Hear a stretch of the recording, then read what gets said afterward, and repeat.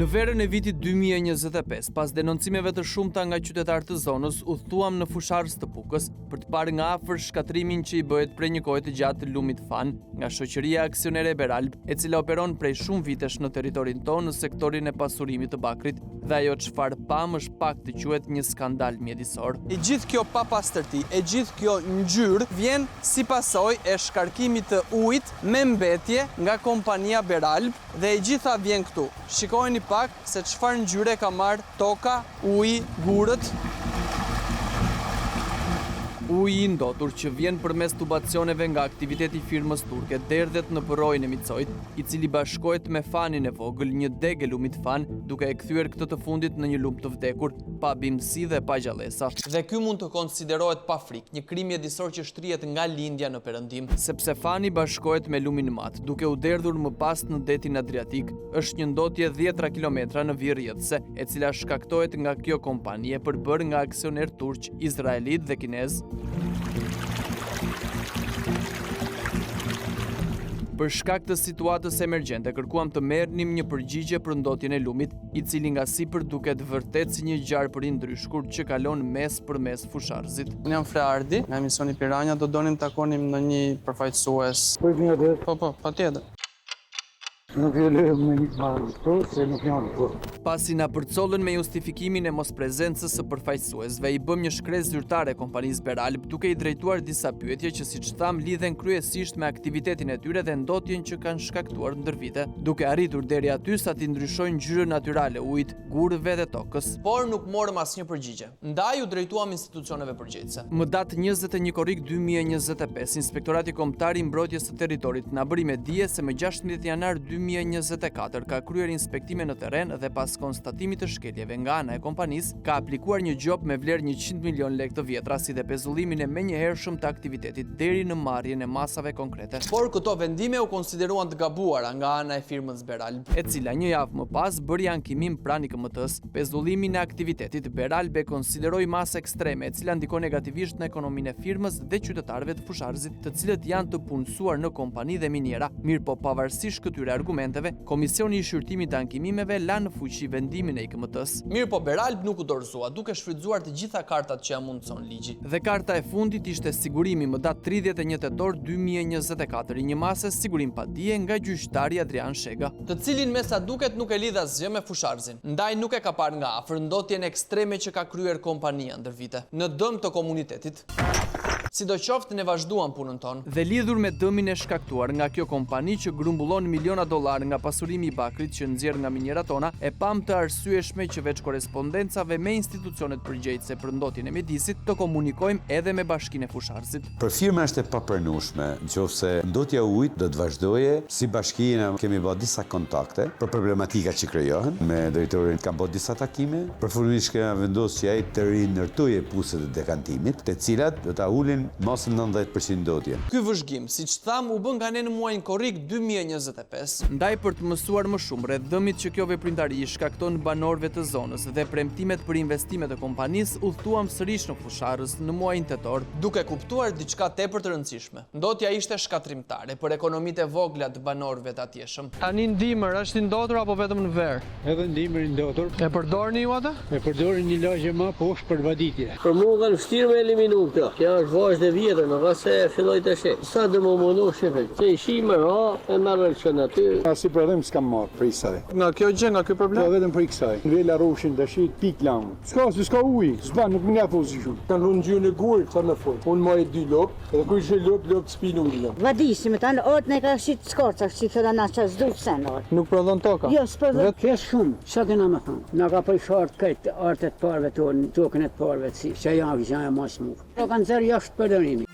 Paralelisht me punën tonë, edhe Qendra për Transparencë dhe Informim të Lirë ka kryer analiza serioze për të parë rrezikshmërinë që paraqet ndotja e lumit. Analizat që janë bërë tregojnë norma shumë herë më të larta se sa standardet e lejuara të vendit tonë. Është vënë re që në derdhjen e një kanali i cili vjen nga dampa e fabrikës së pasurimit, limitet janë shumë të larta, sidomos të aluminit, i cili limiti është 200 mikrogram për litër, kurse rezultati i analizave ka treguar që është 5369 mg për litër, pra shumë i lartë. Gjithashtu hekuri ka një limit limit përsëri në 200 mg për litër, por tu është 65.000 mg, pra shumë herë më lart. Gjithashtu dhe nikeli rezulton mbi limitin e lejuar, është 52 mikrogram. Sipas studimit, fatkeqësisht ndotja nuk është vetëm në një pikë, por në të gjithë zonën. Analizat janë bërë në rrjedhën e lumit fan dhe tregojnë për shembull pranë fshatit Shpoz, edhe aty ka disa elementë të cilët janë jashtë limiteve të lejuara, siç është për shembull hekuri nga 200 është 1450 dhe analiza e tretë e cila është bërë në krah të fshatit Shpoz. Edhe këtu zingu del me një përqendrim shumë të lartë, nga 200 që është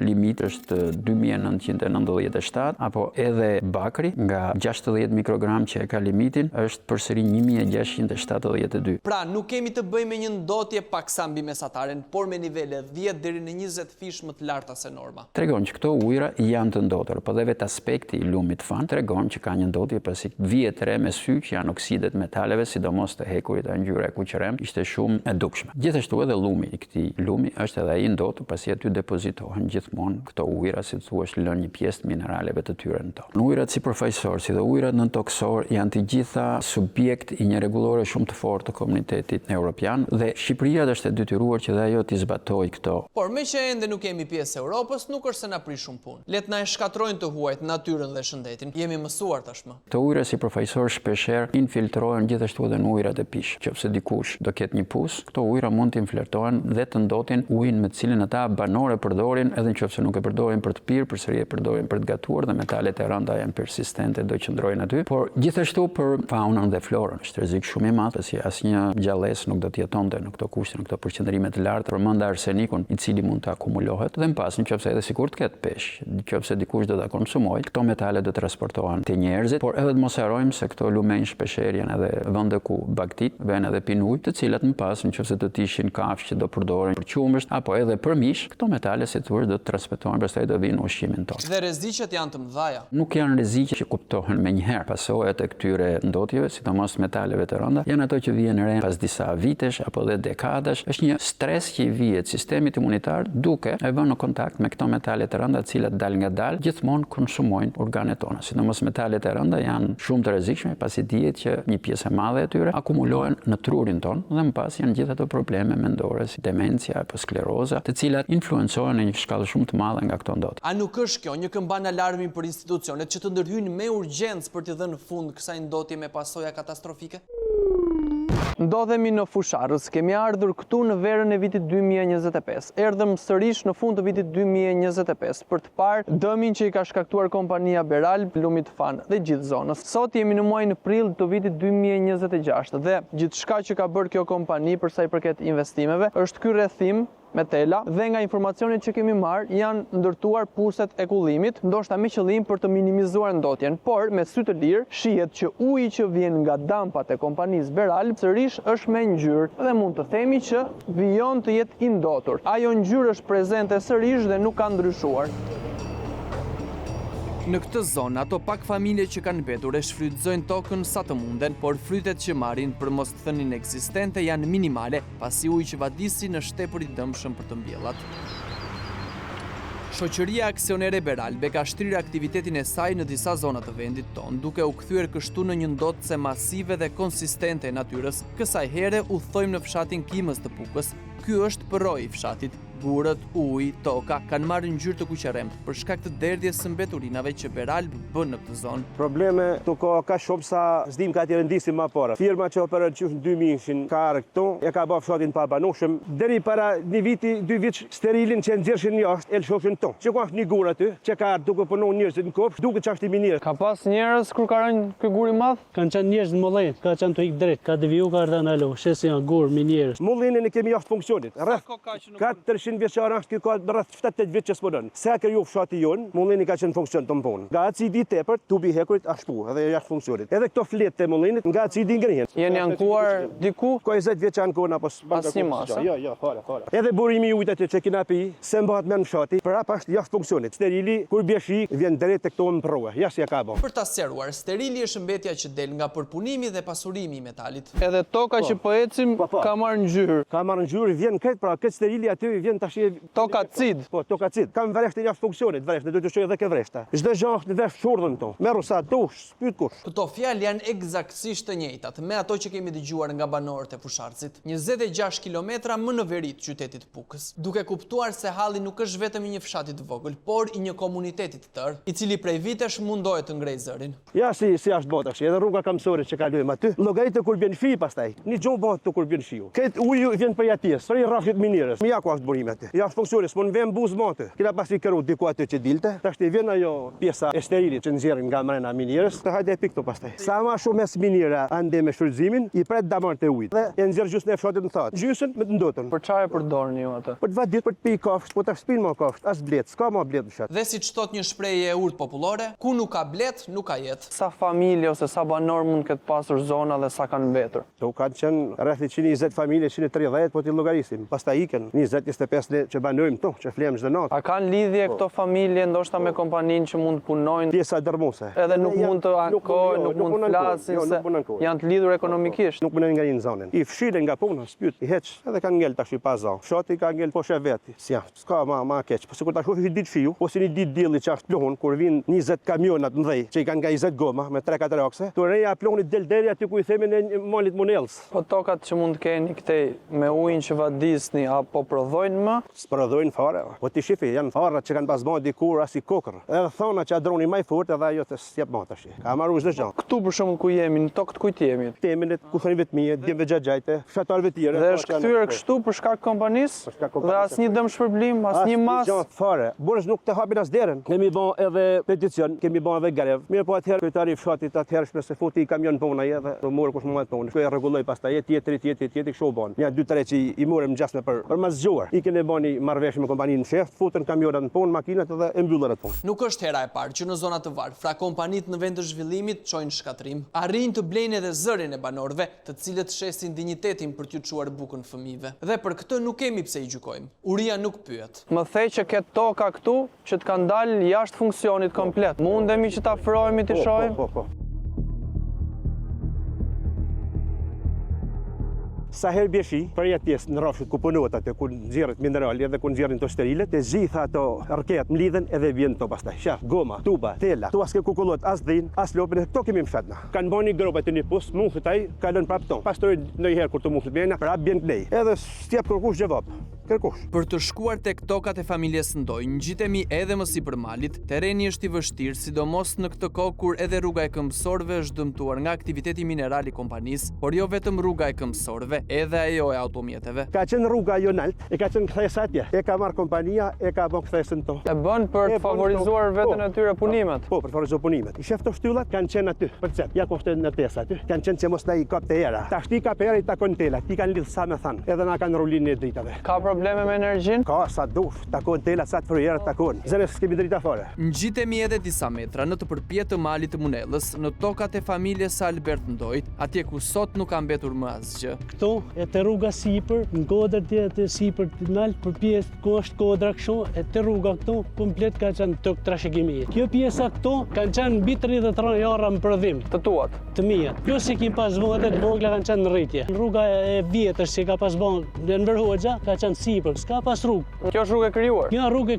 në tokë tënde. Në tokë tonë, po pa pyet pa fare. Një kompani private e huaj që vendos rregullat e saj në një fshat shqiptar dhe madje zapton prona, kjo ka përcen çdo lloj fantazie. Komplet kjo morana këtu kanë qenë komplet me arra, në prodhim. Ka zënë morana gurt, e këto i kanë hedh gurt, me fadromi janë thyen hub. Se këtu mund të ishin sot edhe 73 arra që kim pas vu. A shivit gjansat, kam pas mundësi me furnizu gjysmë e mamorzit me arra, se të vli edhe për veti, se kam asnjë sot. Kjo pjesa këtu si shifni, më para ka qenë si thojmë veni shet, ka qenë dhënë mesha gjithë shatit. E kanë mulu edhe ata. Kjo këtu, atë bushet me se ka qenë një dilim tok buke këtu, se kanë bërë skandal. Alberti thot se prej vitesh janë bërë ankesa me iniciator babajnë e tij të ndjer, por asnjë mas nuk është marrë. Ka bën kesa, ka hik në bashkim gjithë anë, i kanë marrë gjitha kërkesat që ka bërë baba, i kanë hedhë në koshat e motorinave. Nuk është dhënë asnjë lloj përgjigje. 16 vite se kanë bërë dëm. Tu kanë marrë ka 3 kintal, 4 kintal arra në vit. Kanë qenë familja ime tu këtu punu këtu, te ara, i mershin me fadromë minjere, i hecin gurë nga sipër, më kanë pështu 2 herë familja t'ju ra gurë në shpenë, kanë hikë prej orës vetë. Edhe më skeptiku nga këto fjalë të Albertit nis të ndryshoj mendim kur she nga afër situatën. Ndryshimet negative dhe dëmet që janë shkaktuar zonës janë të dukshme. Gjithçka e konsideruar mbeturin, gur, tuba, goma, nga sipër janë hedhur si pa të keq poshtë në tokën e familjes Ndoj, duke rrezikuar edhe jetën e njerëzve. Ndërkohë, bashkë me 2 banorët, shkoi më afër porojit të Kimzës, i cili derdhet në lumin fan duke e ndotur atë. Dëmi është i dukshëm, ngjyra e kuqërremtë është prezente kudo, në tokë, në gur, në ujë. Si shifni edhe vetë që është bërë kush me këta vadisin, që kur ka fillu Beralbi. Si që shifni se janë bërë kush edhe gurt, komplet. Pri sipër deri te toneli poshtë, komplet kush. Çat vadisin me këtona. A si me marri bim me ta vesh aty, ti hedhi shacit. Në realitet, i gjithë fshati të jep përshtypjen sikur është hedhur vërtet acid mbi të. Pemët janë të thara, toka, burimet, e gjithë zona po vuan pasojat e aktivitetit të kompanisë turko-kineze izraelite. Me Albertin ngjitemi edhe më sipër fshatit Kimës, në tokat e familjes së tij, aty ku sot nuk duket asnjë shenjë jete, bimore apo shtazore. Kjo kthesa ka qenë mama tonë. E kanë nxjerru, kanë ngrënë këtej? Nxjerru kanë ngrënë këtej. Pjesa këto e mbi 500 metra që ka qenë tokë buke. E familjes tash shivi gurt e minjerë kanë marrë nga matana ne, nuk kanë pyet njeri fare, e kanë pru këtej. Ju kam thënë mos idhni gur makne, sa ikshna bishna poshtë mamurras, kur vishna këtu zgjeshna një kamion të shtyr. Skandal. Edhe tokën e bukës këto e kanë presh komplet. Edhe këtë tokën e mbillnit? E kena smjell çdo vit. Me çfarë kryesisht? Misër. Tash ti shifni vetë se si është katandis. Luft. Kena qenë ju kam nik të zyra, kanë thënë s'kena hedh meteorina. I kanë thënë hajde shikoj veni, nuk kanë pranuar marr. Juve ju pas ka dëmtuar familjarisht. Në gjitha anë. Djeshtën e familjes mu më kanë shkatruar totalisht, ka 16 vite, mos më thanë edhe më shumë. Unë me ato arrat e me zhanët tonë kam harë bukën, deri vonë. Tash ti ku t'jetojnë? Pranë fshatit Kalivare takojmë 65 vjeçarin Zef Nikoli, një tjetër banor autokton i prekur drejt për drejt nga aktiviteti i kompanisë Beralb. Historikisht që kur ka ardhur kjo, unë kam pas pretendimet e mia. Kryesisht ujët e vaditjes edhe pluhnat e rrugës. Derisa më kanë kërcënuar, më thonë të heqë prej punë, po folëm para 4 vjetëve kjo punë. Po folëm kundër kompanisë. Po, takim mos takimi, të folëm mos të folëm, nuk zgjidhem gjë. Unë kërkoj ujët e vaditjes të jetë i pastër, dëmtimet që më janë bën bujqësi, të dëm shpërblen zotni. Toka po prodhon më tani? Toka, në mënyrën më kategorike, rreth 20% prodhon, 80% ka shu. Kam mbjell një dylim tokë, vjetë kam bën 140 kg misër. Ajo tokë që ka pa bën dikur 6 kintal, unë jetoj me bujqësi, më paktën na lën punën tonë. Asi lloj zgjidhje pjesa më e madhe e këtij pellu është i punësor, nuk te kompania dhe fiks kanë konflikt interesi ata. Nuk mund folën as nuk mund pretendojnë pas asgjë. Me qëllim për t'i dhënë fund kësaj katastrofe mjedisore, disa banorë të zonës kanë bërë denoncim edhe në prokurorinë e Shkodrës. Në një korrespondencë zyrtare me këtë të fundit, na u bë me dije se në vitin 2025 është regjistruar procedim penal ndaj kompanisë Beralb dhe çështja vijon të mbetet në hetim. E me që çështja është në hetim, e ndjejmë si detyrim t'i bashkohemi banorëve me kallëzimin ton për çfarë kemi parë, investiguar dhe dokumentuar përgjatë këtyre 9 muajve. Të ngre zërin për mjedisin nuk është më gazetari, por një detyrim qytetar.